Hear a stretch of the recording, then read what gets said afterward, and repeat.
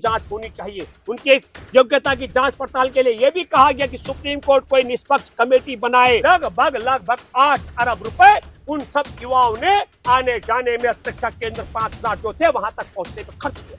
फिर भी मैं ये मानता हूं कि करीब 22 लाख से ज्यादा जो परीक्षार्थी हैं उन्हें वंचित रहना पड़ेगा और 1,06,333 मेडिकल की सीटों के लिए 23,33,297 छात्रों ने, फिर भी मैं ये मानता हूं कि करीब 22 लाख से ज्यादा जो परीक्षार्थी हैं उन्हें वंचित रहना पड़ेगा। तो नमस्कार, मैं हूं भूपेंद्र रावत और आज मैं आपके साथ बात करूंगा। आप सबको मालूम होगा कि हमारे देश में नीट की परीक्षा में बहुत बड़ी धांधली हुई।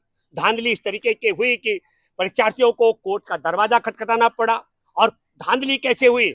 67 बच्चों को 720 अंक हासिल हुए और अभी 20 बच्चों ने सुप्रीम कोर्ट का फिर दरवाजा खटखटा दिया। उन्होंने कहा जिनको 620 अंक से ज्यादा हासिल हुए हैं, जो 620 से ज्यादा अंक लेने में कामयाब हुए, उनकी तमाम प्रकार की जांच होनी चाहिए। उनके योग्यता की जांच पड़ताल के लिए यह भी कहा गया कि सुप्रीम कोर्ट कोई निष्पक्ष कमेटी बनाए या निष्पक्ष एजेंसी की जांच होनी चाहिए। मैं ये बात इसलिए कहना चाहता हूं कि हमारे देश के अंदर 1,06,333 सीट है सिर्फ मेडिकल की और 1,06,333 मेडिकल की सीटों के लिए 23,33,297 छात्रों ने 1,700 रुपए के हिसाब से 3,96 अरब रुपए से ज्यादा की फीस जमा की। 3,96 अरब रुपए की फीस के अलावा मैं मोटा मोटी हिसाब लगाया हो, लगभग 8 अरब रुपए उन सब युवाओं ने आने जाने में, परीक्षा केंद्र 5000 जो थे वहां तक पहुंचने पर खर्च किया। तो इसका मतलब है कि 12 अरब रुपए हमारे देश के 23 लाख से ज्यादा छात्र खत्म करते हो और हमारे देश की सरकार उनसे लगभग 4 अरब रुपए की वसूली करती हो और फिर भी ईमानदारी के साथ में पेपर नहीं दिला पाती हो परीक्षार्थियों को। उसमें भी घपला होता हो, घोटाला होता हो और हमारे देश के छात्रों को कोर्ट का दरवाजा खटखटाना पड़ता हो। ये बहुत दुख और अफसोस की बात है। जबकि सरकार बार बार कह रही है कि वो नकल रोकने के लिए कानून ला रही है, ये कर रही है, वो करे, तमाम हथकंडे। लेकिन बहुत रोचक बात है, जिन 67 बच्चों के 720 अंक आए और 20 बच्चे सुप्रीम कोर्ट में दरवाजा खटखटा रहे हैं कि 620 से ज्यादा अंक लेने वालों की जांच पड़ताल होनी चाहिए। तो यह बहुत बड़ा घोटाला है। मैं निश्चित तौर पर बहुत दुख और अफसोस की बात है कि लगभग 12 अरब रुपए खर्च करने के बाद 1,06,333 परीक्षार्थियों को सीट मिलनी है।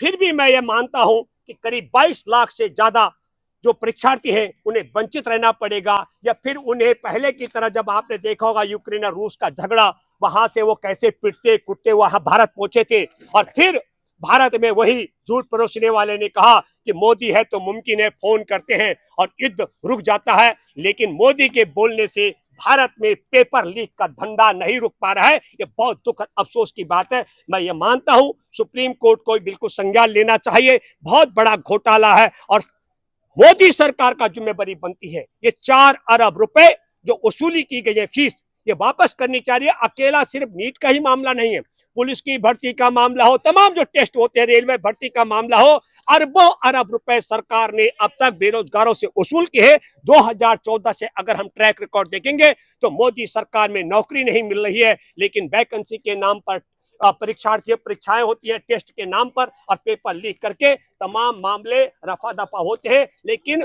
परीक्षार्थियों से जो वसूली की गई है 2014 से, वो अगर हम ईमानदारी के साथ उसकी गणना करें तो वह भी अपने आप में एक बहुत बड़ा घोटाला है, क्योंकि तमाम पेपर आपके लीक होते हैं, इनमें परीक्षार्थियों का कोई दोष नहीं होता। और मैं परीक्षार्थियों से अपील करता हूं, आप सब लोगों को एक स्वर में आवाज उठानी चाहिए और नरेंद्र मोदी की सरकार अगर ये नहीं रोक सकती है तो पहले परीक्षा दिला दे। परीक्षा सफल होने के बाद पेपर लीक ना हो, उसके बाद में फीस वसूली करने का प्रावधान करना चाहिए, क्योंकि नालायक सरकार है, परीक्षा में पैसा वसूली करती है, हर पेपर लीक का मामला नहीं रोक पाती है। और ये बगैर मोदी सरकार की इच्छा के, बगैर किसी भी कीमत पर मैं मानने के लिए तैयार नहीं हूं कि हमारे देश में पेपर लीक का मामला हो। मैं व्यक्तिगत तौर पर जानता हूं, क्योंकि नरेंद्र मोदी ने तो कह दिया 2047 तक मेरे से कुछ मत मांगो, 2047 तक ना नौकरी मांगो ना आपको। हाँ देखिए, आपके सामने है, मुंबई के इंजीनियर आईआईटी से पास किए 36%, उन्हें नौकरी नहीं मिल रही है। लेकिन राग अलापा जा रहा है अकुशल में कुशल, क्या बोलते हो, स्किल्ड लेबर बनाने का। तो इसलिए हम आपके माध्यम से कहना चाहते हैं, बहुत दुख और अफसोस की बात है, अभी आपने देखा बेरोजगारी का ही मामला है कि बाहर हमारे लोगों की 40 से ज्यादा लोग जल के, जिनके अभी जल करके मौत हो गई, क्योंकि देश में रोजगार नहीं है। आप और हम सब लोग जानते हैं इजराइल में क्या स्थिति है, लेकिन भारत के युवा पेट पालने के लिए, रोजी रोटी के लिए वहां जहां बम गिराए जा रहे हैं वहां रोजी रोटी के लिए जा रहे हो। तो इतना सक्षम हमारा भारत है, इतने ताकतवर हम हो गए, लेकिन एक भी परीक्षा मोदी राज में ऐसी नहीं है जो पेपर लीक ना होता हो। ये दुख और अफसोस की बात है।